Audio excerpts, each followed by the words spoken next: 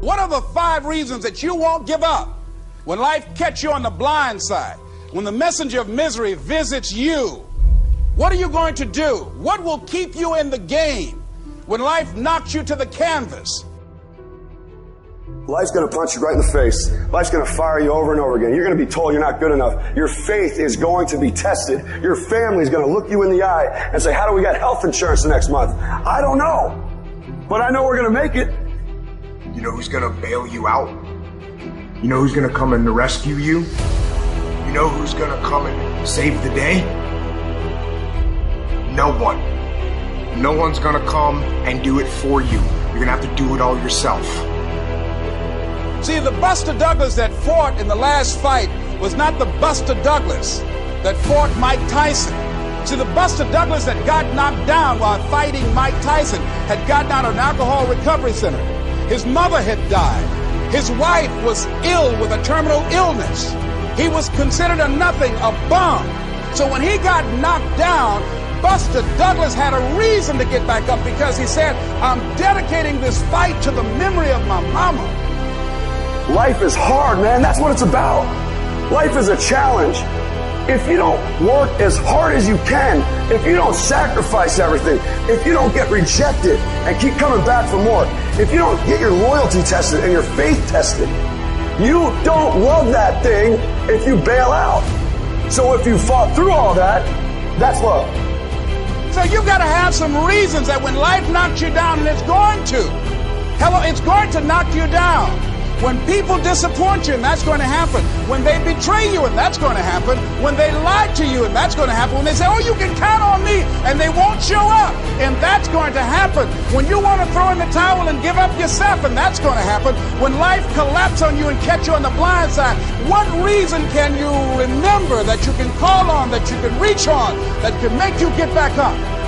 Find that reason. Because when life had knocked me down, I said, life, I'm doing this because I want to make my mama proud of me.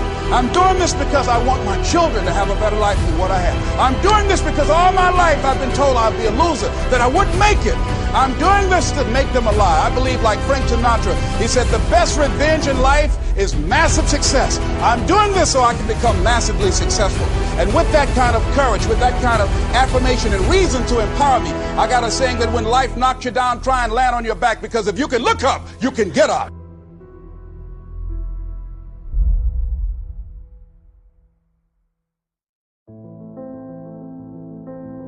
You don't have to be grim, but you do have to be serious. Hey, everybody hopes things will get better, but remember, the future does not get better by hope. It gets better by plan. And hope unaided by clear plans can finally become an illness. There's a Bible phrase that says, hope long delayed makes the heart sick. It's a sickness. I used to have the illness known as passive hope. It's bad. And there's one that is even worse, and that is called happy hope. That is really bad. The man is 50, and he's broke, and he's still smiling. That's bad. So get serious. Make plans. Put them on paper. My suggestion from experience. There's a phrase from the Bible that goes, without dreams and vision, we perish. How true. Humans have this unique ability to aspire, to dream, to go for something, to become something. Without that, life is not life. We must have dreams and never give up on our dreams. I'd like to share a few ways your use of time are affected by or influence the achievement of your goals. Have you ever thought that without some very clear written goals, you never even need to consider managing your time? Time essentials come from objectives well defined. Time can't be critical if objectives aren't defined. Now you might be one of those uniquely fortunate individuals who can keep all their objectives and purposes clearly defined in their minds and operate from that. But I wouldn't take the chance. Write your goals down and set careful priorities. Sometimes priorities are determined by the season. For a farmer in springtime, the season dictates his most important activities. During the spring, a farmer must work around the clock, burn the midnight oil, and keep the equipment running because he has only this small window of time for the planting of his crops. One of the difficulties of living in an industrialized society is the losing of the sense of seasons. When to pour it on, when to ease back, when to take advantage. It's easy to keep going from 9 to 5, year in and year out, and lose a natural sense of priorities and appropriate time. Don't let one year just blend into the next. Keep an eye on your own seasons, lest you lose track of values and substance.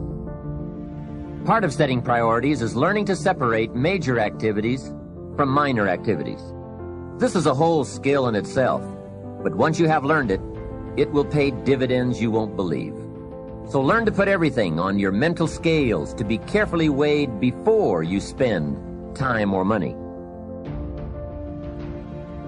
Of your sanity is socially distributed. And what I mean by that is, well, let's say that you know how to behave. You're well socialized. You can play with others. Now, I said already in this conversation, if you didn't learn to play with others between the time you were 2 and 4, you will never learn. And psychologists have beat their heads against the wall trying to rehabilitate antisocial children. They can't do it after the age of 4. Is that because areas of the brain just don't develop? Well, it seems to be partly because the kids fall farther and farther behind. So let's say you make the leap from egocentric dependence on your mother at 2 and 3 to immersion in a peer group. Well, then you pick peers that are at your same developmental level, and you chase each other up the developmental ladder. And the longer you're out of that, the farther you fall behind.